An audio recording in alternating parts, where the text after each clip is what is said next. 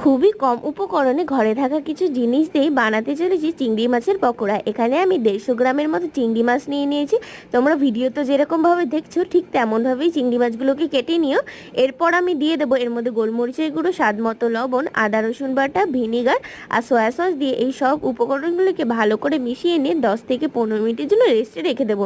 10-15 minute পর একটি mixing বলের 1/4 কাপ ময়দা, 1/4 কাপ কর্নফ্লাওয়ার, হাফ চামচের মতো গোলমরিচের গুঁড়ো, স্বাদ মতো লবণ, হাফ চামচ হলুদ গুঁড়ো, হাফ চামচ লঙ্কার গুঁড়ো, এই সব শুকনো উপকরণগুলোকে ভালো করে মিশিয়ে নিয়ে এখানে আমি পরিমাণ মতো জল ব্যবহার করেছি।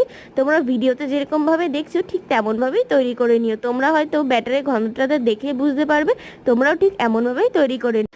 আগে থেকে তৈরি করে রাখা চিংড়ি মাছগুলোকে ব্যাটারের মধ্যে ডুবে নিয়ে গরম তেলে ভেজে নিলেই তৈরি হয়ে যাবে মুচমুচে এই চিংড়ি মাছের পকোড়া। আজকের রেসিপিটা কেমন লেগেছে অবশ্যই জানিয়ে, ভালো লেগে থাকলে ভিডিওতে লাইক করে আমার চ্যানেলটি সাবস্ক্রাইব করে